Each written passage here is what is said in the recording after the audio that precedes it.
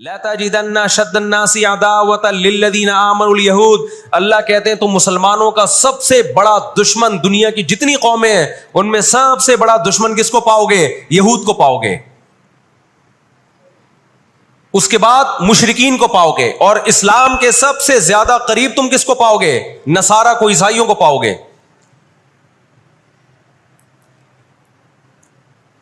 تو ان کو بہت عرصے سے، صدیوں سے کچھ دنیا میں ہوا نہیں تھا،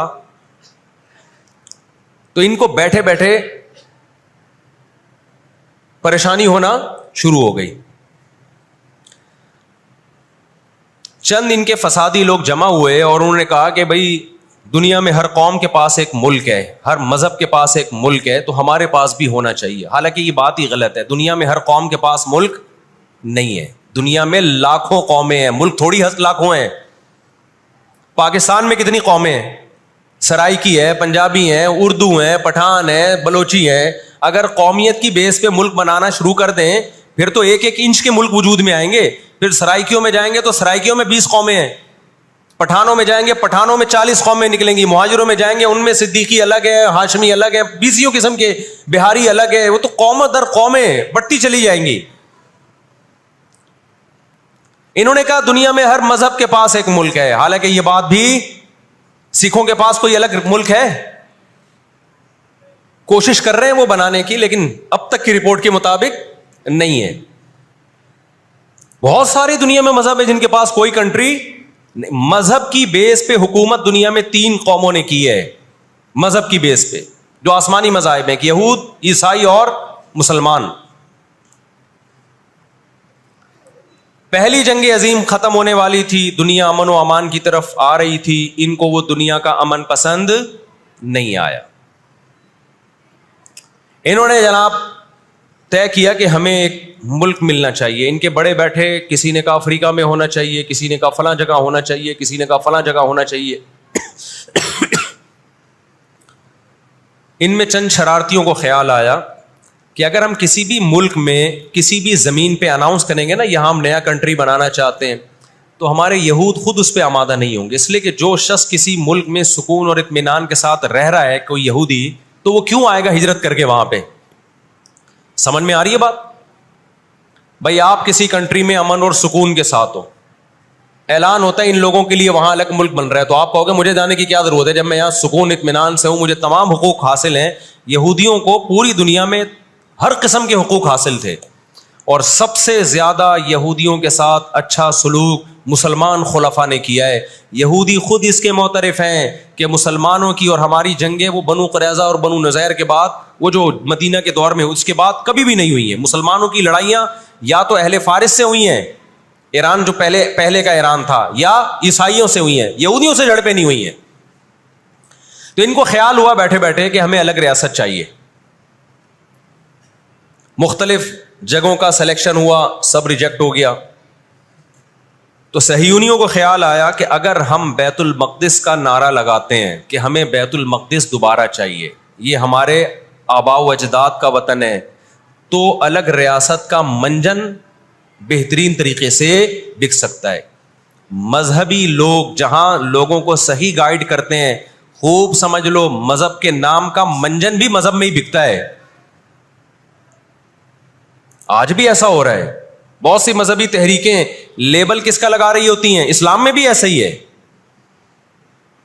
جہاں اسلام میں آپ کو اچھی تحریکیں ملیں گی، وہاں ایسی تحریکیں بھی ملیں گی کہ لیبل کس کا لگایا جا رہا ہوتا ہے؟ مذہب کا، اور مقصد اس کے پیچھے دنیاوی مفاد ہوتے ہیں۔ اس کو سمجھنے کی ضرورت ہے۔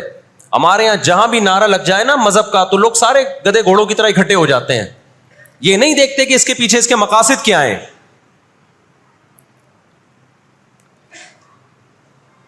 تو نعرہ یہ لگایا گیا، اللہ کرے میں جلدی سے مختصر ہسٹری سمیٹ دوں پھر آپ کے سامنے بات رکھوں۔ نعرہ یہ لگایا گیا کہ چونکہ بیت المقدس ہمارا تھا، یعقوب علیہ السلام، یوسف علیہ السلام، موسیٰ علیہ السلام اور جتنے پیغمبر گزرے، یحییٰ علیہ السلام، زکریا علیہ السلام، ان سب کا مرکز کون سی جگہ ہے؟ ارض مقدس فلسطین۔ تو فلسطین کے نام پہ پوری دنیا سے یہودیوں کو فلسطین میں جمع کرنا ہمارے لیے پاسبل ہے۔ مگر یہودی بکھرے ہوئے تھے, ان کے پاس اتنی طاقت نہیں تھی. 2 سازشیں انہوں نے کی ہیں. نمبر 1, تجارت اپنے کنٹرول میں لو. قرآن کہتا ہے وَأَخْذِهِمُ الرِّبَا وَقَدْ نُهُوا عَنْهُ, اللہ نے ان پر سود لینے پر پابندی لگائی تھی ان کے. انہوں نے دنیا کو سود کے نظام میں لپیٹ دیا. پوری دنیا کی دولت مرتکز ہو کے کس کے پاس آنے لگی؟ یہودیوں کے پاس. مذہبی ریاست بنائی جا رہی ہے. اس کی مثال ایسے ہے جیسے ہم مسجد بنا رہے ہیں اور بندوق ہاتھ میں لے کے لوگوں کو ڈکیتیاں کر کے پیسہ لاؤ.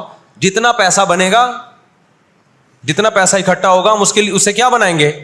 مسجد بنائیں گے. تو اس سے صاف پتہ چل جائے گا بھائی تیرا مقصد مسجد بنانا نہیں ہے, مسجد کے نام پہ منجن بیچنا ہے. سمجھ میں آ رہی ہے بات کہ نہیں آ رہی؟ لیبل مسجد کا لگ رہا ہے اس کے پیچھے, کیونکہ جو مسجد جو بنانا چاہتا ہے وہ کبھی بھی حرام پیسے سے مسجد نہیں بنائے گا. تورات میں آج تک سود کی حرمت موجود ہے. اور قرآن نے بیان کیا کہ ان کو ہم نے سود لینے سے منع کیا, لیکن انہوں نے سود لینا شروع کر دیا. بڑے بڑے بینک آج کس کے پاس ہیں؟ ان کے تانے بانے سارے کس سے جا کے ملتے ہیں؟ یہودیوں سے. بیٹھے بیٹھے پیسہ جمع کرنا شروع کیا. تبھی تو میں کہتا ہوں یہ جو بڑے بڑے جنرل اسٹور بنے ہوئے ہیں نا, مال بنے ہوئے ہیں, جو بینکوں سے سودی قرضہ لے کے کروڑوں روپے پھونک دیتے ہیں, اس کے بجائے نا اپنے ان غریب دکانداروں کے پاس جایا کرو جو اپنے باپ کی کمائی سے, وراثت کے پیسوں سے دکان بنا کے بیٹھے ہوئے ہیں. یہ جو سودی نظام ہے نا, سودی نظام, اس سے دنیا کی دولت مرتکز ہو کے چند ہاتھوں میں جاتی ہے. پھر وہ چند ہاتھ ہی آپ کے باپ بن کے بیٹھتے ہیں دنیا میں. جب سے یہ بڑے بڑے اسٹورز بننا شروع ہوئے ہیں, مال بننا شروع ہوئے ہیں, یہ چھوٹے موٹے دکانداروں کی جو حلال کی آمدن تھی ان کی, جو بینکوں سے قرضے نہیں تھے, جو دادے پردادے سے محنت کر کے آ رہے تھے اور اب اتنا جمع کیا کہ ایک دکان بنا لیں, وہ سارے ایک طرف رہ گئے. اور ایک سرمایہ دار اٹھتا ہے بینکوں سے اربوں روپے کا قرضہ لے کے ایک بہت بڑی بلڈنگ بنا دیتا ہے اور بیٹھ کے نوٹ چھاپتا ہے. وہ یہ کون سا ان کی خون پسینے کی کمائی ہوتی ہے؟ تو اس عذاب میں دنیا کو کس نے دھکیلا؟ سودی نظام میں. بولو, یہودی نے دھکیلا ہے. ان کے شاطر دماغ نے کام کیا کہ پوری دنیا کی معیشت کس کے کنٹرول میں لے کر آؤ؟ اپنے کنٹرول میں. آج اگر حاجی, ہم یہاں سے حج کرنے جاتے ہیں نا, میں نے ایک دفعہ سعودی عرب میں کسی سے پوچھا کہ یہودیوں کو یہ کھٹکتا نہیں ہے, اتنے لاکھ لوگ آ رہے ہیں, 40 لاکھ 50 لاکھ لوگ حج کر کے جا رہے ہیں, ان کو کھٹکتا نہیں ہوگا اتنی اللہ نے مسلمانوں کو عزت دی؟ انہوں نے کہا ان کو نہیں کھٹکتا, یہ چاہتے ہیں کہ 40 لاکھ کے بجائے 80 لاکھ لوگ حج کیا کریں. وجہ اس کی ہے کہ وہاں سارا مال ان کی کمپنیوں کا بکتا ہے. میں سمجھا پا رہا ہوں اپنی بات؟ ساری پروڈکٹ کس کی بکتی ہیں؟ منجن انہی کا بک رہا ہے وہاں بھی. تو چاہتے ہیں 40 لاکھ کے بجائے کتنے لاکھ حج کیا کریں؟ 80 لاکھ حج کیا کریں.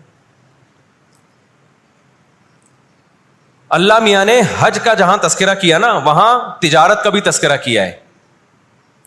لیس علیکم جناح ان تبتغوا فضلا من ربکم. مسلمان جب حج کرنے جاتے تھے تو تجارت بھی کرتے تھے, کیونکہ پوری دنیا سے مسلمان آ رہے ہیں. ایک ملک میں ایک چیز سستی ہے, دوسرے ملک میں وہ مہنگی ہے, تو اس ملک والا یہ سستی چیز لے گیا, یہ والا یہ سستی چیز لے گیا, دونوں پارٹیوں کو پیسہ مل رہا ہے, حج بھی ہو رہا ہے, پیسہ بھی مل رہا ہے. صحابہ کو خیال آیا کہ یہ تو ہم حج کرنے جا رہے ہیں, اس میں ہم بزنس بھی اگر کرتے ہیں تو ہمارے تو حج کا اجر ضائع ہو جائے گا. اللہ نے فرمایا نا نا نا نا نا, اگر تم حج کے ساتھ تجارت بھی کرو گے, تجارت کا فائدہ بھی ملے گا اور حج کا بھی پورا پورا ثواب ملے گا تمہیں. کیوں؟ اللہ چاہتے تھے کہ حج کے ذریعے معیشت بھی مسلمانوں کی مضبوط ہو. اللہ تھوڑی مسلمانوں کو کمزور دیکھنا چاہتے ہیں. آج حج مسلمان کر رہا ہے, گناہ بھی معاف کروا کے آ رہا ہے, فائدہ کس کو ہو رہا ہے؟ یہودی کو ہو رہا ہے. میں نے وہاں سعودی عرب میں کسی بڑے سے پوچھا, میں نے کہا یار آپ مسلمانوں کی پروڈکٹ یہاں کیوں نہیں بیچتے؟ انہوں نے کہا ایک دفعہ ہم نے پاکستان سے مرغی منگوائی تھی, چکن پاکستان سے منگوائی تھی تاکہ بلا شک و شبہ حلال ہو, یعنی سب کو پتا ہو کہ حلال ہے. ایک دفعہ بھیجی, اس کے بعد 2 نمبری کی ان لوگوں نے, تو سعودیہ نے بین کر دیا. آپ کے جتنے مسالے ہیں نا, میں نام نہیں لے رہا کمپنیوں کے, ایک ایک کا نام لے کے بتاتا. میں ابھی مسقط ایک ہفتہ رہا ہوں, میں نے وہاں دبا کے بد پرہیزی کی ہے. لڈو بھی کھائے, مٹھائیاں بھی کھائیں, بریانیاں بھی پھوڑی, ایک دفعہ پیٹ خراب نہیں ہوا. جرمنی گیا, پھوڑ پھاڑ کے آیا, پیٹ خراب نہیں ہوا. سعودی عرب گیا, پھوڑ پھاڑ کے آیا, پیٹ خراب نہیں ہوا. یہاں آیا ہوں, کھچڑی کھا کے پیٹ خراب ہو جاتا ہے. پتہ نہیں کیا کھلا رہے ہیں یار ہمیں. مسقط میں نے پوچھا یار یہاں پیٹ نہیں خراب ہو رہا؟ انہوں نے کہا یہاں آپ کے مسالوں پر پابندی ہے، پاکستان سے مسالوں پر یہاں کیا ہے؟ پابندی ہے، اس لیے پیٹ خراب نہیں ہو رہا۔ جرمنی میں مجھے وہاں لوگوں نے بتایا کہ جرمنی میں پاکستانی مسالوں پر کیا ہے؟ پابندی ہے، اس لیے پیٹ خراب نہیں ہو رہا۔ جہاں پاکستان سے مسالہ جائے گا لوگوں کے پیٹوں کی ایسی کی تیسی کر دے گا وہ۔ یہ ہے بزنس، سمجھ رہے ہو؟ پھر کچھ مسالے آ رہے ہیں وہاں پہ لیکن ان میں وہ ٹیسٹ نہیں ہے جو یہاں ہے۔ وجہ کیا ہے کہ یہاں جو کیمیکل ڈل رہا ہے نا ٹیسٹ کے لیے، وہ کیمیکل کے بغیر جا رہے ہیں، پھر وہ ایکسپورٹ ہو رہے ہیں، اس لیے اس میں وہ ٹیسٹ نہیں ہے لیکن صحت نہیں خراب کر رہے۔ یہاں فوکس کیا جا رہا ہے ٹیسٹ کو، صحت گئی تیل لینے، اور آپ اور میں کھا رہے ہیں الحمدللہ، آتے ہی پیٹ خراب ہو گیا۔ خیر، تو یہود نے کس کو، اب دیکھو یہود نے بڑی ایمانداری سے بزنس کیا کہ ہم ایسی پروڈکٹ مارکیٹ میں بیچیں گے جو ایک نمبر ہوگی، اور بہت ساری سازشیں بھی کی، ایسی ایسی سازشیں ہوئی ہیں۔ انہوں نے دیکھا کہ جو مسلمان کمپنی بہت زیادہ آگے بڑھ رہی ہے نا، آپ کو یاد ہے پولکا کمپنی، ایک پولکا کے ہم آئس کریم میں کھایا کرتے تھے بچپن میں، عیدی ملتی تھی، ایسی بڑی بڑی کمپنیوں کو جب دیکھا نا ترقی کر رہی ہیں، منہ مانگی قیمت دے کے خرید کے بند کر دیا کہ ایک دفعہ انویسٹ کر دو، اچھا خاصا لگا دو پیسہ، لیکن ان کو آگے نہیں بڑھنے دو۔ اس کا نتیجہ یہ نکلا کہ دنیا غلام بنتی چلی گئی، اکنامکلی کس کی غلام بن گئی؟ آج امریکہ اسرائیل کو غلط کہہ کے بھی کس کا ساتھ دیتا ہے؟ مجھے یاد ہے چند سال پہلے امریکی صدر نے بیان دیا تھا اسرائیل نے یہ غلط کیا ہے، یونائٹڈ نیشن کے لا کی پابندی نہیں کی ہے، لیکن ہم پھر بھی کس کے ساتھ ہیں؟ پورے الفاظ بتا رہا ہوں میں، پھر بھی ہم کس کے ساتھ ہیں؟ مانتے ہوئے، اس کو پتا ہے، وہ اس کی مثال وہ 50-50 میں ایک آیا کرتا تھا نا، 50-50 میں ایک کلپ وائرل ہوا ہے کہ کمنٹری ہو رہی ہے کہ سلیم اللہ بہت اچھا کھیل رہا ہے اور کلیم اللہ تو کھیل ہی نہیں رہا۔ اب لوگ جو کمنٹری کرنے والا ہے اس سے کہہ رہے ہیں بھائی یا تو کھیل ہی نہیں رہا، وہ جو تماشائی تھے وہ چھوڑ کے جانے لگے تو غلط کمنٹری کر رہا ہے۔ اس نے کہا تم جہنم میں چلے جاؤ لیکن کھیل یہی صحیح رہا ہے، بھلے تم جاؤ۔ وہ انہوں نے کہا ہم گھر جا رہے ہیں، انہوں نے کہا تم گھر نہیں، تم جہنم میں جاؤ، لیکن یہی سلیم اللہ بہترین کھیل رہا ہے۔ پھر دکھایا کہ پیچھے بندوق رکھی ہوئی ہے کسی نے۔ تو اس وقت امریکہ کو گچی سے کس نے پکڑا ہوا ہے؟ طاقت امریکہ کے پاس زیادہ ہے، سازشیں کس کے پاس زیادہ ہیں؟ اسرائیل کے پاس۔ معیشت پہ ایسا قبضہ کیا ہوا ہے، گچی سے پکڑا ہوا ہے کہ ہلنا نہیں۔ آج پوری دنیا میں فلسطینی نہتے ہو گئے۔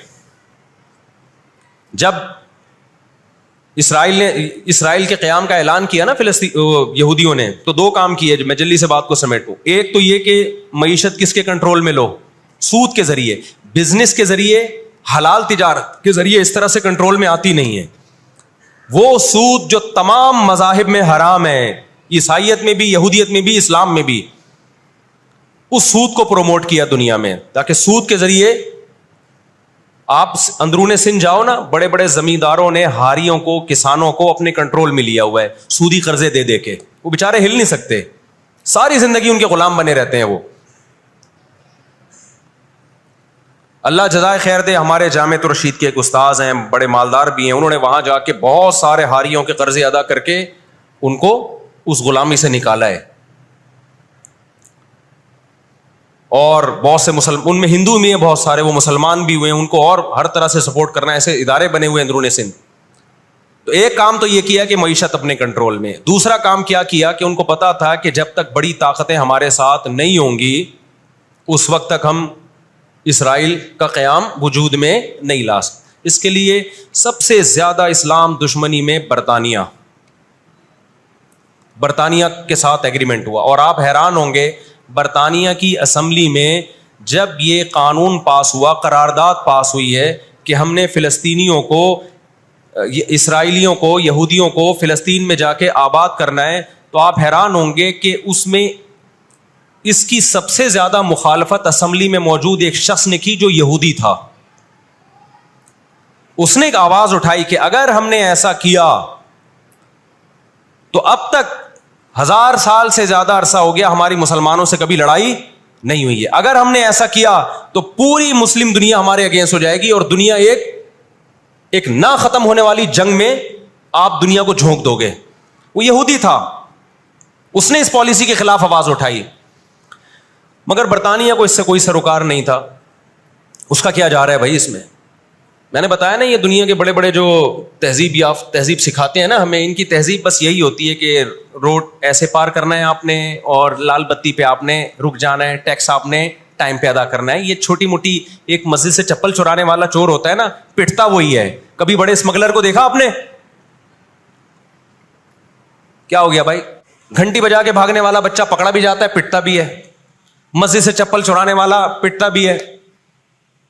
لیکن کچھ چور ایسے ہوتے ہیں 3 پیس سوٹ اور ٹائی میں, بڑا زبردست بریف کیس ان کے پاس, اس میں پورا اسمگلنگ کا پیسہ ہوتا ہے. ٹھیک, لاکھوں لوگوں کی جان اس میں خون بہا ہوتا ہے, اس کا پیسہ ہوتا ہے, عزتوں کے سودے ہوتے ہیں. تو یہ بڑی بڑی طاقتیں اس طرح کرتی ہیں.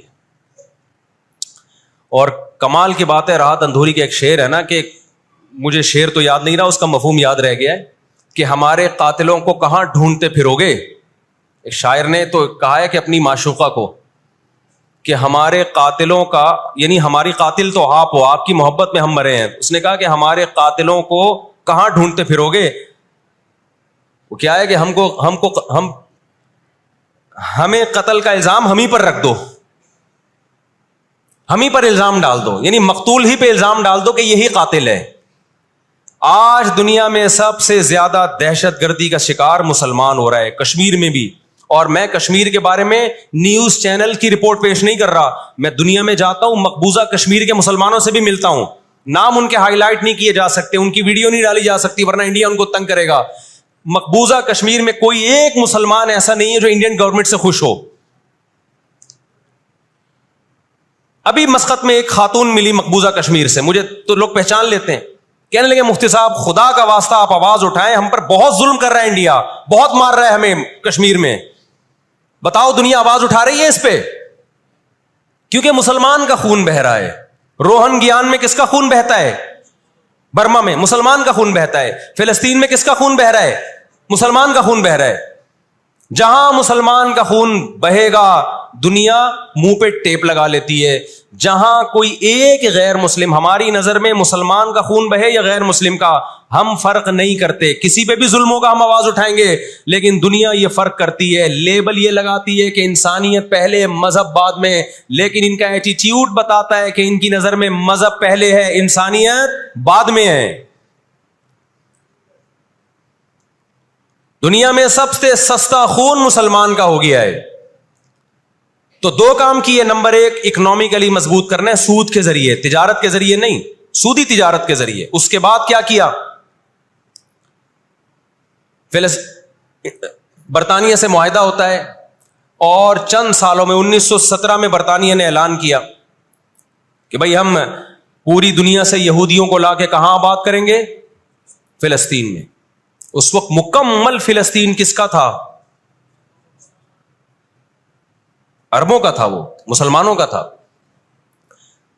چند سال میں 33% یہودی اسرائیل میں آ کے, فلسطین میں آ کے آباد ہو گئے, اور وہ وہاں گڑبڑ شروع کر دی انہوں نے.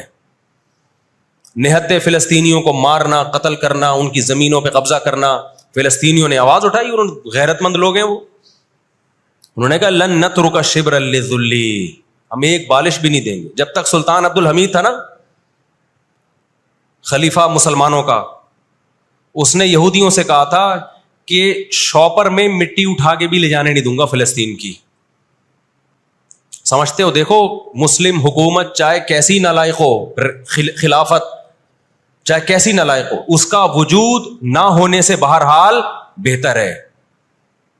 آج لوگ کہتے ہیں ترک بدعتی تھے, ترک میں مزار تھے. میں مانتا ہوں یہ چیزیں غلط تھیں, لیکن اب مزار ختم ہو گئے, اس کے بجائے دوسری غلط چیزیں بہت ساری آ گئی ہیں, اور بہت ساری الٹی چیز. جب تک ایک ہماری ریاست تھی, ایک حکومت تھی, نہ بوسنیا کا مسئلہ کھڑا ہوا تھا اور نہ اسرائیل کا مسئلہ کھڑا ہوا تھا. تو 33% یہودی آ کے آباد ہوئے.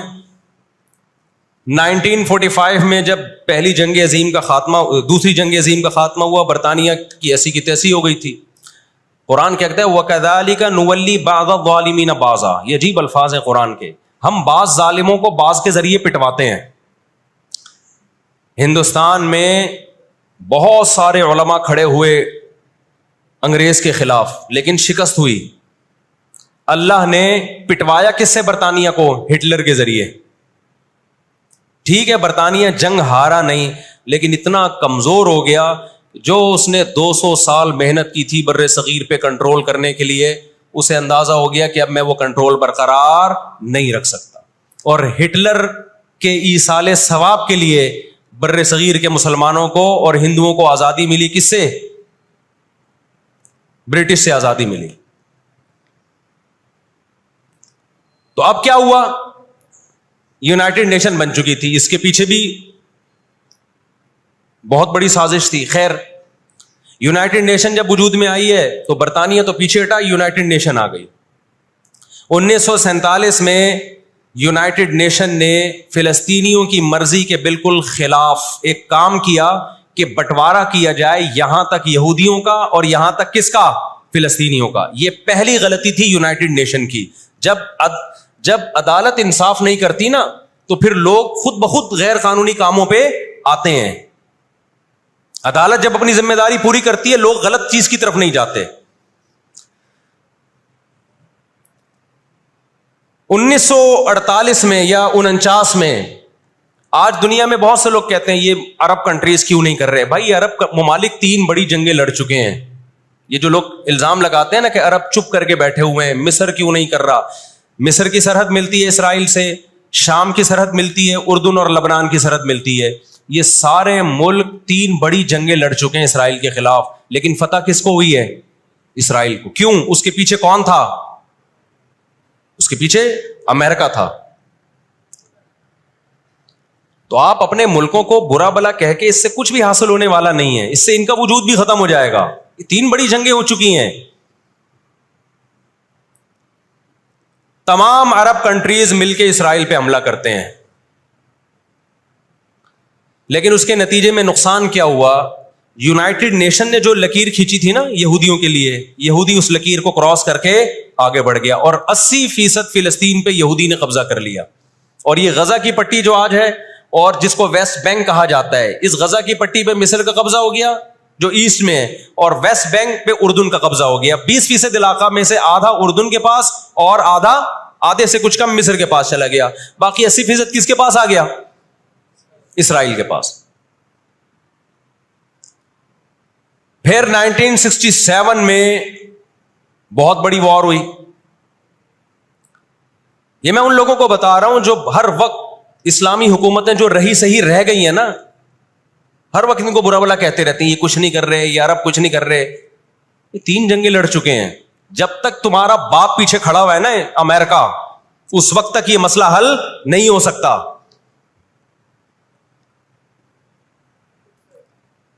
پیچھے وہ کھڑا ہوا ہے. اب کیا ہے کہ جی 1967 میں یہ تمام کنٹریز جو بھی اسرائیل کو گھیرے ہوئے ہیں, یہ سب مل کے پلان بناتے ہیں, عرب متحد ہوتے ہیں کہ اسرائیل کو ایک ہی دفعہ میں صفحہ ہستی سے مٹانا ہے. اسرائیل کی خفیہ ایجنسیاں اتنی ہوشیار, اتنی متحرک کہ پہلے اطلاع مل جاتی ہے, اور مصر کے جہاز جو بمبارمنٹ کے لیے جانے تھے, اسرائیل پہ حملہ کرنا تھا, وہ کھڑے کھڑے بہت سارے جہاز ایئرپورٹ پہ اسرائیل تباہ کر دیتا ہے. سمجھ میں آ رہی ہے کہ نہیں آ رہی ہے؟ وہ بہت بڑی پلاننگ سے آیا ہے بھائی. وَقَدْ مَكَرُوا مَكْرَهُمْ وَعِنْدَ اللَّهِ مَكْرُهُمْ وَإِنْ كَانَ مَكْرُهُمْ لِتَزُولَ مِنْهُ الْجِبَالُ. اللہ نے کہا یہ اسلام دشمن جب سازشیں کرتے ہیں, اتنی بڑی سازشیں ہوتی ہیں کہ پہاڑ اپنی جگہ سے ہل جائیں. یہ نا امیدی کی بات ہے, لیکن امید کی بات بھی ہے. اللہ کہتا ہے عند اللہ مکرہم, اللہ کو ان کی مکر اور تدبیر کا علم ہے. یہ مسلمانوں سے نہیں لڑ رہے, یہ کس سے لڑ رہے ہیں؟ اللہ سے لڑ رہے ہیں. تو خوشخبری کی باتیں بھی ہیں, وہ میں بتاؤں گا انشاءاللہ ابھی.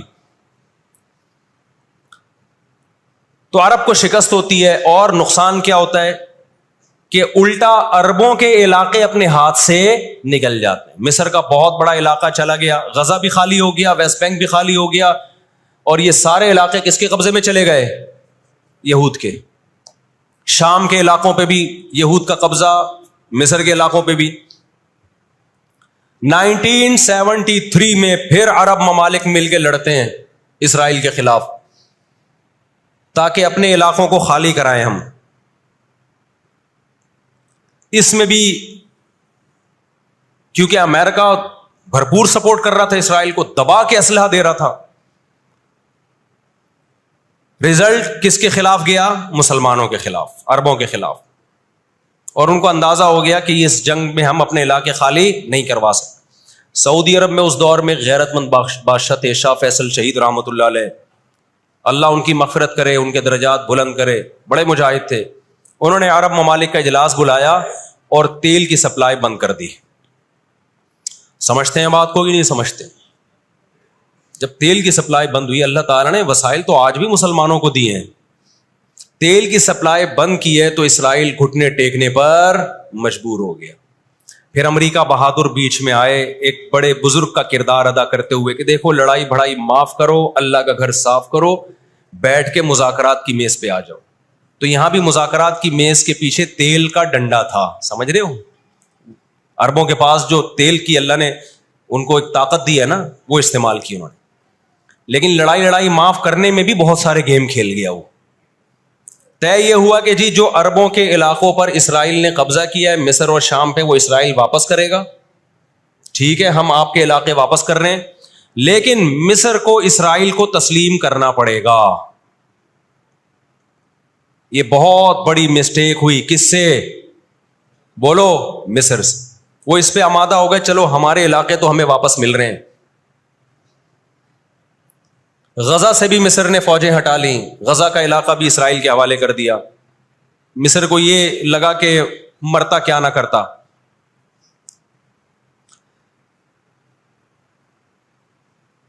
مصر نے جب یہ علاقے واپس کیے اور اسرائیل کو تسلیم کیا تو بہت سارے عرب کنٹریز مصر کے خلاف ہو گئے اور عرب اتحاد سے مصر کو نکال دیا.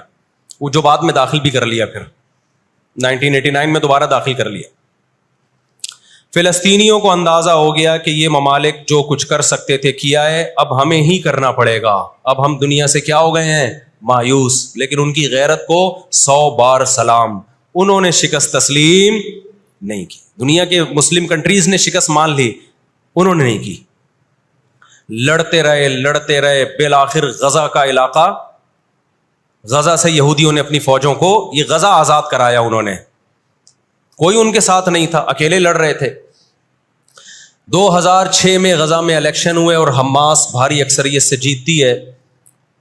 امریکہ اور اسرائیل نے اس قانونی حکومت کو جو الیکشن کے ذریعے ہوئی ہے، میں نے بتایا نا ان کے قوانین ان کے لیے ہی ہوتے ہیں. ویسے جمہوریت الاپتے شاپتے رہتے ہیں، لیکن جہاں جمہوری طرز پر ان کی مرضی کے خلاف ہو جائے تو پھر جمہوریت نہیں چاہیے ان کو.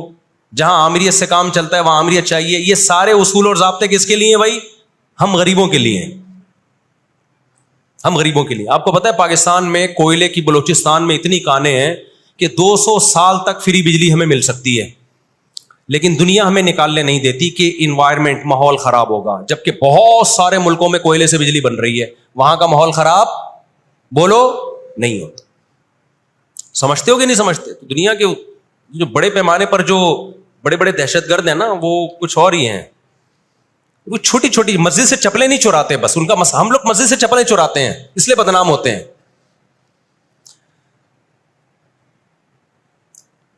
2006 میں جب حماس بھاری اکثریت سے جیتتی ہے تو امریکہ اور اسرائیل ان کی حکومت کو تسلیم کرنے سے بولو انکار کر دیتے. اچھا 1956 میں بھی لڑائی ہوئی ہے. آپ کو پتا ہے وہ لڑائی کیسے ختم ہوئی؟ اسرائیل کو سپورٹ کیا برطانیہ اور فرانس نے.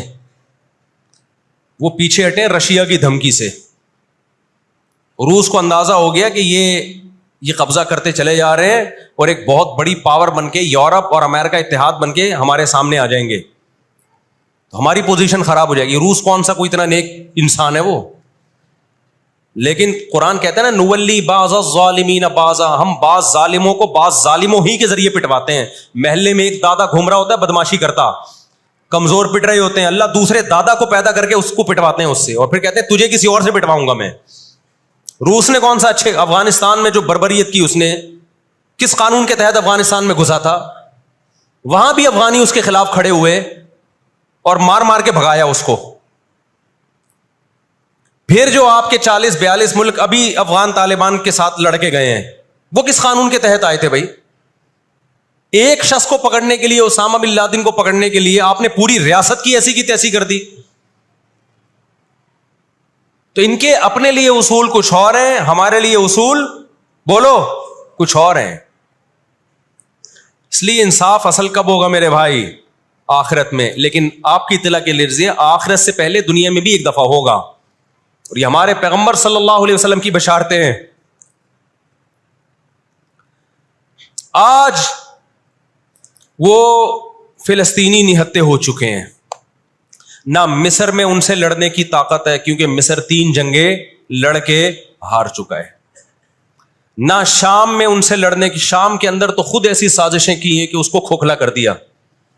جو بھی طاقتور ملک تھے اسرائیل نے ان کو اپنے راستے سے پہلے ہی ہٹا دیا. اور یاد رکھو اسرائیل صرف فلسطین نہیں چاہتا ہے, یہ ہماری بھول ہے. اسرائیل گریٹ اسرائیل کا قائل ہے جس میں بہت بڑا خطہ ہے جس پہ وہ قبضہ کرنا چاہتا ہے. یہ یہاں رکے گا نہیں. اگر آج ہم غزہ کو اسرائیل کے حوالے کر دیں کہ چلو دنیا میں امن آ جائے گا, ایک حکومت ان کو دے دی جائے, چند لوگوں کو ہتھیار ڈلوا کے ان کو کنٹرول دے دیا جائے, تو یہ آپ کی بھول ہے. قرآن کہہ رہا ہے وَيَسْعَوْنَ فِي الْأَرْضِ فَسَادًا, ان کی فطرت میں ہے کہ یہ زمین میں ہمیشہ فساد مچاتے رہیں گے. جو بات ہٹلر نے کہی تھی وہ قرآن 1400 سال پہلے کہہ چکا تھا. ہٹلر نے قرآن میں دیکھ کے نہیں کہی ہے, ہٹلر نے تو مشاہدہ کر کے کہی تھی یہ بات.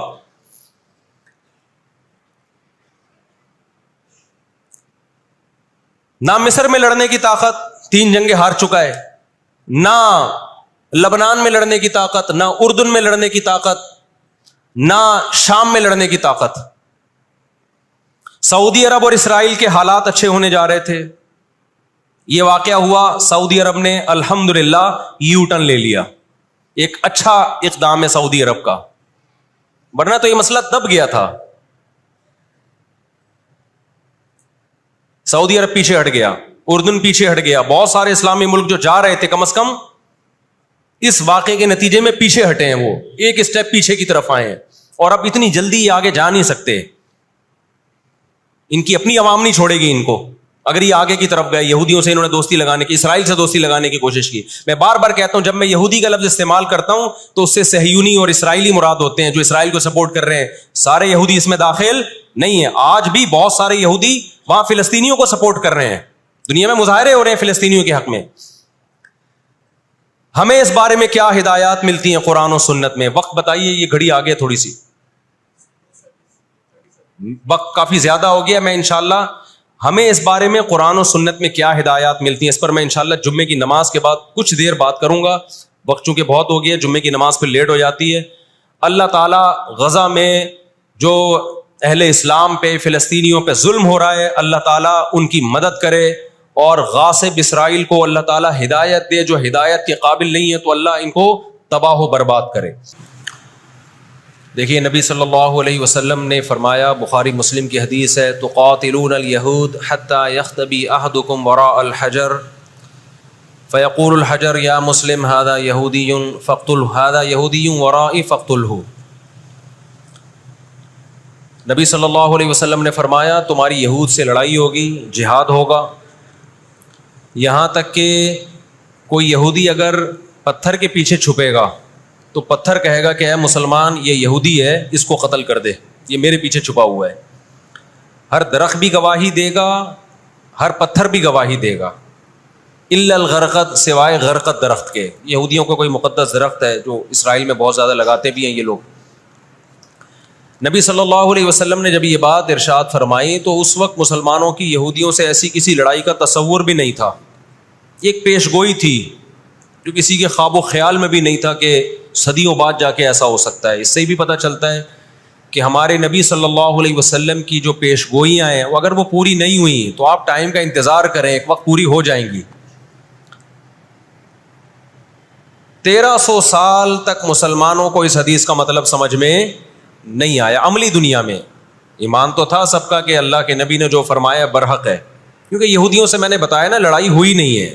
جب مدینہ سے اور جزیرے عرب سے ان کو نکالا گیا, یہ دنیا کے مختلف ملکوں میں جا کے آباد ہو گئے ہیں. اس کے بعد یہ ہمیشہ یا تو عیسائیوں کے زیر سایہ رہے ہیں یا مسلمانوں کے زیر سایہ رہے. ان کی لڑائی اگر ہوئی عیسائیوں سے ہوئی ہے, مسلمانوں سے ان کا کبھی ٹاکرا نہیں ہوا. لیکن پیغمبر صلی اللہ علیہ وسلم نے کیا فرمایا صحابہ سے, تقاتلون، تم لڑو گے، تم سے مراد یہ امت لڑے گی، ایک وقت آنے والا ہے اور ایسی لڑائی ہوگی، ایسی لڑائی ہوگی کہ حتی یختبی احدکم وراء الحجر، کہ پتھر اور درخت بھی یہودی کا ساتھ دینا چھوڑ دیں گے۔ آج دنیا جن حالات کی طرف جا رہی ہے نا، یہ ایسا لگتا ہے کہ اس حدیث کے پورا ہونے کا ٹائم آ گیا ہے۔ ہم جب قرآن مجید پڑھتے تھے، اب بھی پڑھتے ہیں، لیکن جب طالب علمی کے دور میں جب سمجھ کے پڑھنا سیکھا ہم نے،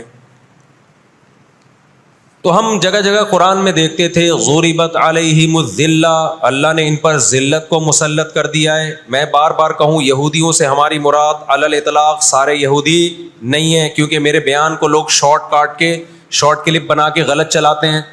ابھی میرا ایک بیان کسی نے چلایا، میں بیان میں کہہ رہا ہوں کہ عورت اور مردوں کی نماز میں جو فرق ہے کسی حدیث سے اگر ثابت نہیں ہے، تو یہ بھی تو حدیث سے ثابت نہیں ہے کہ عورتیں صفا مروہ میں چلیں گی، دوڑیں گی نہیں۔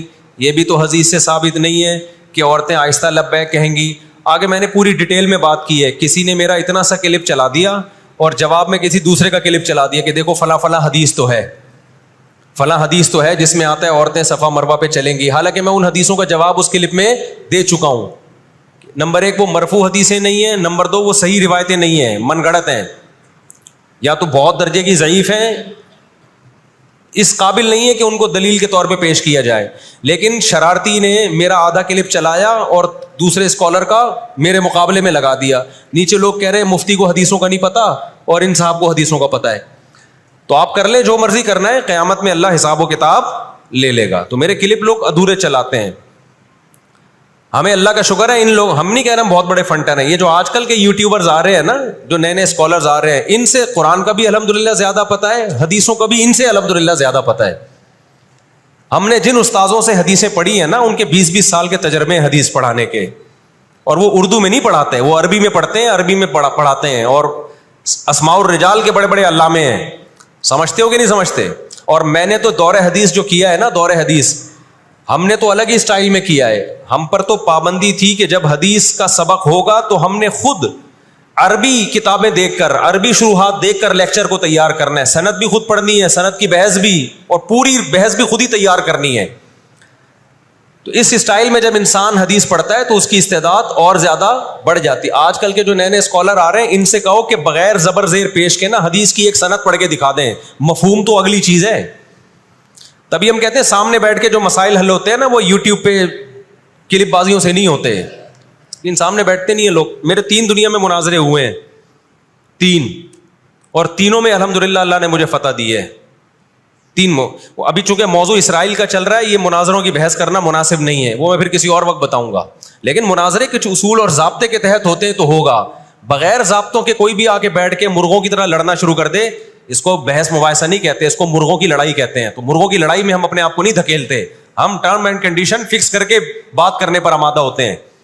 سمجھتا ہے کہ نہیں سمجھتا؟ تو 3 ہوئے میرے، پھر کبھی بتاؤں گا انشاءاللہ۔ ابھی تو یہ اسرائیل کا ٹاپک زیادہ اہم ہے ان جھگڑوں سے جو آج کل کے اسکالرس کے چل رہے ہیں۔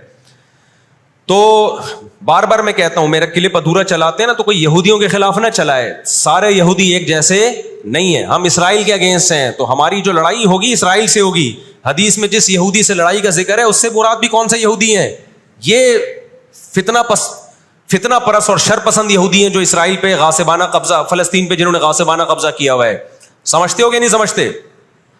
تو آپ صلی اللہ علیہ وسلم نے فرمایا کہ تقاتلون الیہود، تمہاری جنگ کس سے ہوگی؟ یہود سے ہوگی۔ دجال کس کا سپورٹر ہوگا؟ بولتے کیوں نہیں؟ ابھی تو دجال آیا نہیں ہے اور آپ نے بولنا چھوڑ دیا ہے، جب آئے گا تو پھر تو اچھوں کی بولتی بند ہو جائے گی۔ کس کا سپورٹر ہوگا وہ؟ ہاں، میں عرض کر رہا تھا کہ ہم جب قرآن پڑھتے تھے، ضربت علیہم الذلہ، قرآن کہتے ہیں ہم نے ذلت ان کے اوپر دے ماری ہے، ان فسادوں کی وجہ سے جو یہ کرتے رہے ہیں دنیا میں، ان فسادات کی وجہ سے۔ ہم جب پڑھتے تھے ہم کہتے تھے اے اللہ، آج تو یہودی ذلیل نہیں ہے، اسرائیل کتنا پاورفل ہے کہ گچی کس کی پکڑی ہوئی ہے اس نے؟ امریکہ کی۔ ہندوستان کو گچی سے پکڑا ہوا ہے۔ تو آج تو بڑی عزت ہے۔ میں نے اپنے استاد سے یہ سوال پوچھا, انہوں نے بڑا معقول جواب دیا, اور یہ تفسیر کی کتابوں میں بھی لکھا ہے. دیکھیں آپ یہودیوں کی ہسٹری اٹھا کے دیکھیں نا, ہمیشہ کوئی نہ کوئی ایسا ان پر مسلط ہوا ہے جنہوں نے ان کی شرارتوں کا مزہ ان کو دنیا میں چکھایا ہے. قرآن سے بھی یہ بات ثابت ہے کہ ان کو ان کی شرارتوں کا مزہ, عذاب جو ہے وہ دنیا میں ملتا رہے گا. میں بار بار کہتا ہوں ہٹلر نے بھی ان کو عذاب دیا ہے. ہٹلر سے پہلے بھی اسلامی نہیں بلکہ دنیا کی تاریخ میں بہت سے ہٹلر گزر چکے ہیں جنہوں نے ان کی شرارتوں کی ان کو دنیا میں سزا دی ہے. ہم پھر بھی بتائیں ہم ہٹلر کے حامی نہیں ہیں جو ظلم اس نے کیا, لیکن وہ بھی ان کی شرارتوں سے بیزار تھا. قرآن کہہ رہے ہم نے ان پر ذلت کو دے مارا ہے, دنیا میں بہت دفعہ رسوا ہوئے یہ. اب کیا ہے, یہ آخری ذلت ہے یہودیوں کی, جو اب کس کے ہاتھوں ہونے والی ہے؟ فلسطینیوں کے ہاتھوں. آپ کو معلوم ہونا چاہیے جب دنیا میں کسی کو بہت زیادہ ذلیل کیا جاتا ہے نا, تو پہلے اس کو عزت دی جاتی ہے. کسی کے گلے میں آپ جوتوں کا ہار پہنا دو, یہ بھی ایک ذلت ہے. اور ایک طریقہ یہ 3 پیس سوٹ ٹائی میں آپ اس کو صدارت کی کرسی پہ بٹھائیں اور پھر آپ اس کو جوتوں کا ہار پہنا دیں. بتاؤ کون سی بڑی ذلت ہے؟ یہ دوسری ذلت پہلی ذلت سے بڑی ہے. پوری دنیا میں مار کھانے کے بعد نا اپنی شرارتوں کی وجہ سے آج اللہ نے ان کو ایک تھوڑی سی حکومت دی ہے. ایک چھوٹا سا کنٹری, آپ اگر اسرائیل کو نقشے میں دیکھیں گے تو کراچی بھی بڑا ہے اسرائیل سے. اتنا چھوٹا ملک, اتنا چھوٹا ملک, اور تعداد بھی بہت تھوڑی. اللہ نے انہیں کچھ وقت پنپنے دیا ہے. اللہ نے کہا ٹھیک ہے, تم دنیا تمہاری آخری شرارت دیکھ لے, اس کے بعد جو میری طرف سے تم پہ مار پڑنے والی ہے, اس کے بعد قیامت تک تم دوبارہ اٹھنے کے قابل نہیں رہو گے. یہ آخری ذلت کا انتظام ہو رہا ہے یہود کا. اور جو فائنل میچ ہوتا ہے نا وہ شاندار ہی ہوتا ہے. کیا خیال ہے؟ سیمی فائنل میں اتنا لوگ دلچسپی سے نہیں دیکھتے, کوارٹر فائنل میں اتنا دلچسپی سے بولو نہیں دیکھتے جو فائنل میچ دیکھتے ہیں. اللہ نے ان کا ظلم پوری دنیا کے سامنے نمایا. آج جو غزہ پہ جو کچھ ہو رہا ہے پوری دنیا کے سامنے اللہ نے دکھا دیا. ایک منٹ رکھیں اس کو, پوری دنیا کو دکھایا نا اللہ نے کیا کر رہے ہیں یہ, کس طرح سے اسرائیل میں لوگوں کو لا کے آباد کیا فلسطین میں. پھر فلسطینیوں پہ اقوام متحدہ کی 60 سے زیادہ قراردادیں ہیں جس کی اسرائیل دھجیاں اڑا چکا ہے. 60 سے زیادہ قراردادیں, 60 سے زیادہ, جس کو اسرائیل نے ماننے سے انکار کیا ہے. یونائٹڈ نیشن کی بات کر رہا ہوں میں. تو اللہ تعالیٰ ان کو تھوڑا سا پنپنے دے رہے ہیں کہ ٹھیک ہے اس دفعہ سیمی فائنل تم جیت لو, فائنل تک تو پہنچو نا تم, اس کے بعد ہوگا کیا. دیکھو آپ نے سنا ہوگا کہ لاتوں کے بت ہاتھوں سے نہیں مانتے. یہ جو اسرائیل جو کچھ کر رہا ہے نا, اس کا اصل حل مجھے بھی پتا ہے مظاہروں میں نہیں ہے. اس کا اصل حل ہے جہاد. اس کا اصل حل کیا ہے؟ جہاد, جو کہ فلسطینی کر رہے ہیں. میں نے جب لوگوں کو یہ کہا نا کہ اپنے ملک میں پرامن مظاہرے کرو, لوگوں نے کہا لو پرامن مظاہروں میں لگا کے لوگوں کی صلاحیتیں خراب کر رہے ہیں. ہم آپ کو جہاد سے نہیں روکتے, لیکن آپ جہاد اپنے ملک میں کرو گے توڑ پھوڑ کر کے, یا جہاں یہودی ظلم کر رہا ہے وہاں لڑائی کرو گے آپ. تو یہ عجیب منطق نہیں ہے کہ ظلم وہاں ہو رہا ہے, آپ نے اپنے ملک میں توڑ پھوڑ کرنا شروع کر دی, تو اس سے یہودی ناراض ہوگا یا خوش ہوگا؟ وہ تو کہے گا اور اچھا ہے بم دھماکے کرو یار, پرامن نہیں, بہت بموں کے ساتھ کلاشن کوفوں کے ساتھ اپنی کنٹری میں مظاہرے کرو, ہمیں آ کے چھیڑو یہاں پہ. ہم جہاد کے منکر نہیں ہیں, آپ سے زیادہ الحمدللہ جہاد کو مانتے ہیں. لیکن آپ اگر یو کے میں, کینیڈا میں, پاکستان میں, سعودی عرب میں توڑ پھوڑ والے مظاہرے شروع کر دو گے, چاہے غیر مسلم کنٹریز میں بھی, خدا کی قسم اس سے اسرائیل کو جوں بھی نہیں رہیں گے گی. تو اس وقت آپ جوش سے زیادہ ہوش سے کام لیں.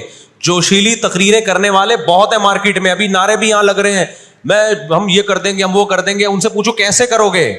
شام کو گھر پہ جا کے گٹکا کھا کے سو جاتے ہیں وہ. جوشیلی تقریریں کرنے والے، میں مانتا ہوں جہاد ہی ہوگا، لیکن ہوگا کس سرزمین پہ؟ جہاں یہودی لڑ رہا ہے وہیں لڑا جائے گا. میدان جنگ متعین کیا جاتا ہے لڑائی کے لیے. یہ نہیں ہوتا کہ آپ میدان جنگ میں نہیں جا سکتے تو جو میدان جنگ نہیں ہے اس کو میدان جنگ بنا دو. ایسا دنیا میں کبھی بھی نہیں ہوتا. یہ تو وہ جون پور کے قاضی والا قصہ ہو جائے گا کہ وہ سولی پہ لٹکایا ایک شخص کو، اس کی گردن موٹی تھی، وہ پھندے میں آ نہیں رہی تھی. انہوں نے کہا اس کی گردن چونکہ پھندے میں آ نہیں رہی ہے تو اس کی چونکہ آ رہی ہے اس کو لٹکا دو آپ. وہ کہے گا میری آ رہی ہے لیکن میرا قصور کیا ہے؟ تو یہ عجیب قسم کا جہاد ہے. آپ اپنے ملکوں میں، یو کے کینیڈا میں آپ نے اگر توڑ پھوڑ کرنا شروع کر دی، وہ چھوڑے گا تھوڑی کینیڈا آپ کو. یو کے امریکہ میں آپ نے اگر توڑ پھوڑ شروع کر دی، وہ چھوڑے گا تھوڑی. آپ کی اوقات کتنی ہے؟ لڑائی کے لیے سب سے پہلے میدان جنگ کا تعین ضروری ہے کہ لڑائی ان کی مرضی سے نہیں ہوگی. کہاں کہ وہ جہاں چاہ رہے ہیں، لڑائی ہماری مرضی سے ہوگی. ہم جہاں کہیں گے وہاں لڑائی ہوگی. میں سمجھا پا رہا ہوں اپنی بات؟ تو علاج، بہت سے لوگوں نے جہاد کا انکار کر دیا، یہ بھی غلو ہے.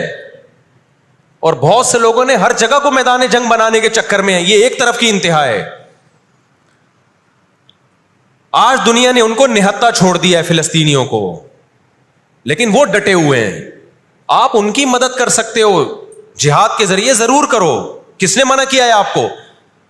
اور اگر آپ ان کے ساتھ مل کے جہاد نہیں کر سکتے، نہیں جا سکتے وہاں پہ، تو آپ پھر ان کو جو سپورٹ کر سکتے ہو، ہم راشن پانی پہنچا سکتے ہو تو وہ پہنچاؤ. میں نے پاکٹ ویلفیئر ٹرسٹ کا نام لیا نا، اس میں بھی لوگوں نے اعتراض کیا، لو بھائی ان کو راشن کی ضرورت تھوڑی ہے، ہمیں پتہ ہے راشن سے کام نہیں چلے گا. لیکن جو جہاد ہوگا تو وہاں جا کے ہوگا. یہاں بم پھاڑنا شروع کر دیے، اس سے اسرائیل کی صحت پہ کوئی فرق نہیں پڑے گا. اسرائیل پہلے ہی ان کی سازشوں سے لیبیا تباہ ہو چکا ہے. ایک مضبوط ریاست تھی، عراق کا بیڑا غرق کر دیا. اب وہ چاہتا ہے سعودی عرب کا بھی بیڑا غرق ہو، وہ چاہتا ہے پاکستان کا بھی بیڑا غرق ہو. تو ان بیڑا غرق ہونے سے جو آپ کی ٹوٹی پھوٹی رہی صحیح لنگڑی لولی حکومتیں، ان کی بھی ایسی کی تیسی ہو جائے گی. اور فلسطینی بھی نہیں چاہتے ہیں کہ دوسرے ملکوں میں لڑو، وہ کہتے ہیں لڑنا ہے تو ہمارے پاس آؤ. تو یہ اب جو دنیا جا رہی ہے نا جس طرف، ہو یہ رہا ہے. میں نے آپ کو قرآن کی آیت پیش کی تھی نا، وَكَذَلِكَ نُوَلِّي بَعْضَ الظَّالِمِينَ بَعْضًا. اللہ کہتے ہیں ہم بعض ظالموں کو بعضوں سے پٹواتے ہیں. تو پہلی جو ابھی تک تو ہم نے نا امیدی کی باتیں کی ہیں. مسلمان ممالک شکست کھا کے بیٹھ چکے ہیں، 3 بڑی جنگوں میں شکست ہو چکی ہے. اس کے بعد اب کسی مسلم کنٹری میں اسرائیل پر چڑھائی کی طاقت نہیں ہے. ان کو پتا ہے پیچھے امریکہ بیٹھا ہوا ہے، پورا یورپ. رشیا نے یوکرائن جیسے اتنے سے کنٹری پہ حملہ کیا. آپ نقشے میں دیکھیں، یوکرائن اتنا سا ہے، رشیا کیا ہے، یوں اگر وہ پاؤں بھی رکھ دینا تو کچل دے. لیکن جیت گیا کیا وہ جنگ؟ بولتے کیوں نہیں؟ کیوں؟ یوکرائن اتنا سا ہے مگر اس کے پیچھے کون ہے؟ پورا یورپ ہے. پورا یورپ اس کے پیچھے. یہ جنگ طول پکڑتی جا رہی ہے. رشیا اب تک یوکرائن کو کنٹرول میں نہیں لے سکتا. اور مجھے تو ایسا لگتا ہے، میں کوئی یقینی رپورٹ نہیں ہے، شاید اس جنگ کے پیچھے بھی اسرائیل کی سازش ہو. ان کو پتا تھا کہ ایک ہمارا دشمن ہے سوویت یونین، روس. جب 1956 میں جنگ ہوئی ہے نا، برطانیہ، فرانس اور اسرائیل نے مل کے حملہ کیا تھا مصر پہ، تو دھمکی کس نے دی تھی؟ روس کی دھمکی سے پیچھے ہٹے. روس نے کہا تھا نیوکلیئر اٹیک کروں گا میں، تو وہ پیچھے ہٹ گئے. روس مسلمانوں کی خیر خواہی میں نہیں کر رہا تھا. روس کو یہ تھا کہ جب دنیا کا باپ میں بننا چاہتا ہوں تو تم دنیا کے باپ بننے کی کوشش کیوں کر رہے ہو؟ اگر یہ باپ بن گئے تو اس کو پتا تھا ہماری چودراہٹ ختم ہو جائے گی. تو اللہ ایک ظالم کو دوسرے ظالم سے پٹواتے ہیں. تو آج بھی رشیا، چائنا، وہ اسرائیل کے حق میں نہیں ہے. عین ممکن ہے اللہ مظلوموں کی آواز سے ایسے حالات پیدا کر دے کہ اس جنگ میں براہ راست کون کود پڑے؟ سوویت یونین کود پڑے. اور اگر سوویت یونین اس جنگ میں کود پڑا، جس کے پورے چانس لگ رہے ہیں، تو پھر یہ تیسری جنگ عظیم کی طرف معاملہ جائے گا.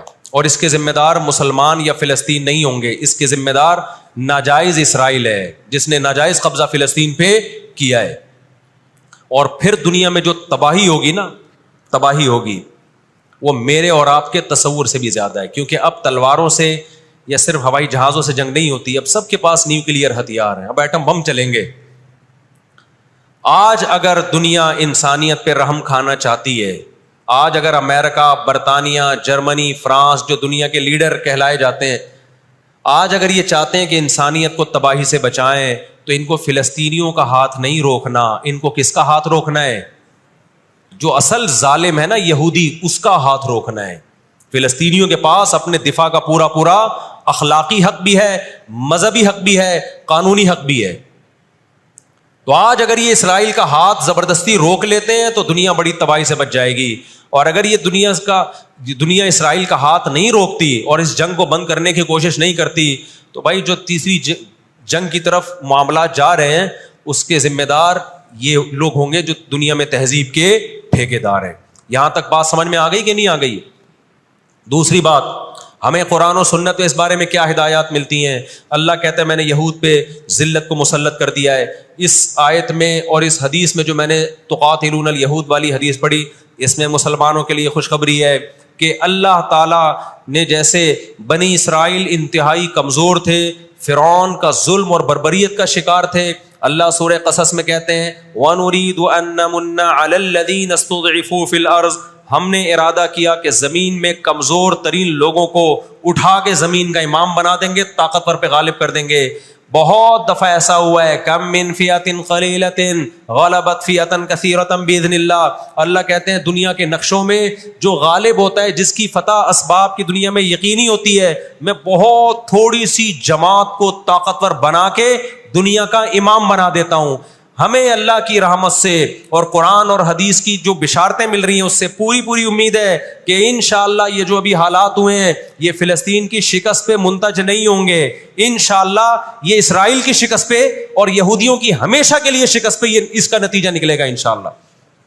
اور نبی صلی اللہ علیہ وسلم کی وہ حدیث پوری ہوگی کہ تمہاری جو بڑی جنگ ہوگی، نبی نے کیا فرمایا؟ اس امت کی ایک جماعت ہمیشہ جہاد کرتی رہے گی. لا یزال طائفۃ من امتی ظاہرین علی الحق، ہر دور میں لڑائی ہوئی ہے، جہاد ہوا ہے.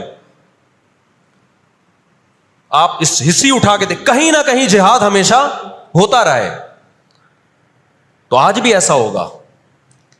اور بالآخر یہ معاملات اگر بین الاقوامی دنیا نے کنٹرول نہیں کیے تو نبی صلی اللہ علیہ وسلم کی پیش گوئیاں انشاءاللہ بہت جلد پوری ہونے والی ہیں. اور یہ جو ان کو عزت ملی ہے نا، یہ اصل میں بہت بڑی ذلت کی تمہید ہے.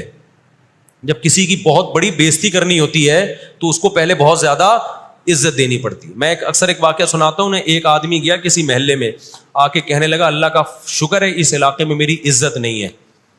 لوگوں نے اس میں شکر ادا کرنے کی کیا بات ہے؟ اس نے کہا اگر عزت ہوتی تو آج میری بہت زیادہ بےزتی ہو جانی تھی. آج میں نے ایسا کام کیا کہ میری بہت زیادہ بےزتی ہو جاتی. تو یہ ایک بہت بڑی ذلت کا پیش خیمائی. ہماری ذمہ داری ہے کہ ہم ان کے لیے دعا بھی کریں، اپنے ملک میں ہم پرامن احتجاج بھی کریں. غیر مسلم ریاستوں میں بھی احتجاج کی اجازت ہے، یہاں ہم نے پرامن ہی کرنا ہے. یہاں توڑ پھوڑ سے کوئی فائدہ ہونے والا نہیں ہے. تو جوش میں ہوش نہ چھوڑ دیں آپ. یو کے میں پابندی لگائی کہ آپ فلسطینیوں کا جھنڈا نہیں لہرا سکتے. لوگوں نے لہرانا شروع کر دیا. اس کا نتیجہ کیا نکلا؟ فلسطین آزاد ہو گیا. اس سے جنہوں نے لہرایا ان کو گورنمنٹ اٹھا کے لے گئی. تو تھوڑے بہت لوگ جو کچھ غیرت جن میں تھی وہ بھی اپنے آپ کو ہاتھ پاؤں کٹوا رہے ہیں اگر، تو فلسطینیوں کے لیے پھر احتجاج کرنے والا، آواز اٹھانے والا دنیا میں کون ہوگا؟ تو جو میدان جنگ ہے وہی میدان جنگ ہے، اور جو میدان جنگ نہیں ہے اس کو میدان جنگ بنانے کی کوشش نہ کرو. یہودی چاہتا ہے پوری دنیا میدان جنگ بن جائے، اسرائیل میں امن ہو جائے تاکہ میں بادشاہی کروں دنیا پہ. ہم چاہتے ہیں نہ، جو میدان جنگ آپ نے جس جگہ کو رکھا ہے ہم جنگ وہاں سے ہٹنے نہیں دیں گے. وہیں میدان جنگ ہوگا، وہی جگہ میدان جنگ بنے گی. اور آپ نے اپنی حکومتوں پہ دباؤ ڈالنا ہے، حکومتوں پہ پریشر. دیکھو اردن میں جب احتجاج ہوا ہے، اردن کا بادشاہ نے آ کے اسرائیل کے خلاف بیان دیا ہے. لوگ سمجھتے ہیں ان احتجاجوں سے کیا ہوگا، ان پرامن مظاہروں سے کیا ہوگا. ایسا نہیں ہے. ان پرامن مظاہروں سے حکومتوں پہ دباؤ پڑتا ہے. آپ جو کر سکتے ہیں وہ تو کریں نا، آپ جو کر سکتے ہیں وہ تو کریں. اور احتجاج اور مظاہروں کی کال سیاسی جماعتیں دیتی ہیں، مفتیان کرام نہیں دیتے. لوگ مجھے کہہ رہے ہیں آپ بلاؤ احتجاج کا دھرنا، ہم آئیں گے. مجھے پتا ہے 4 آدمی بھی نہیں آئیں گے، 4 آدمی بھی نہیں آئیں گے ہمارے دھرنے پہ.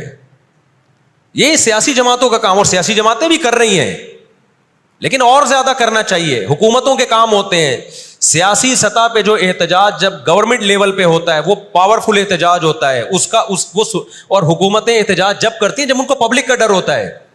تو آپ سوشل میڈیا پہ، فیس بک پہ آپ احتجاج کے ذریعے دنیا کو دکھاؤ ہم فلسطینیوں کے ساتھ ہیں. اس سے فلسطینیوں کو بھی سکون ملے گا کہ دنیا نے ہمیں یتیم اور لاوارث نہیں چھوڑا. اب یہ غزہ کا واقعہ ہونے سے پہلے دنیا نے ان کو بالکل لاوارث چھوڑ دیا تھا. ساری دنیا اسرائیل سے, ہمارے ملک میں اسرائیل کو تسلیم کرنے اور اتحاد کی باتیں شروع ہو گئی تھی. اس جنگ کے بہت زیادہ نقصانات ہوئے ہیں, لیکن اس کا ایک فائدہ بھی یہ ہوا ہے کہ اسرائیل کا ایشو دوبارہ دنیا میں کھڑا ہو گیا ہے. اب اتنا آسان نہیں ہے اسرائیل کو تسلیم کرنا. تو ہم اللہ سے دعا کرتے ہیں کہ اے اللہ ہمارے ان مظلوم بھائیوں کی مدد فرما, اور جو بھی ظالم ہیں ان کو ہدایت دے, جو ہدایت کے قابل نہیں ہے اللہ ان کو تباہ و برباد کرے. علماء نے یہ بھی کہا ہے کہ فجر کی نماز میں جو غاصب یہودی ہیں, اسرائیلی ہیں, ان کے خلاف قنوت نازلہ کا بھی اہتمام کرنا چاہیے. تو اس کا بھی موقع ملے تو قنوت نازلہ پڑھنی چاہیے. قنوت نازلہ نبی صلی اللہ علیہ وسلم کی سنت ہے کہ جب کفر کا ظلم بڑھتا تھا تو آپ صلی اللہ علیہ وسلم فجر میں بد دعا کیا کرتے تھے فجر کی نماز میں ان کے لیے. تو اسلام جہاں دعائیں سکھاتا ہے, ظالموں کے خلاف بد دعائیں بھی سکھاتا ہے. اللہ تعالیٰ سمجھنے کی, عمل کی توفیق عطا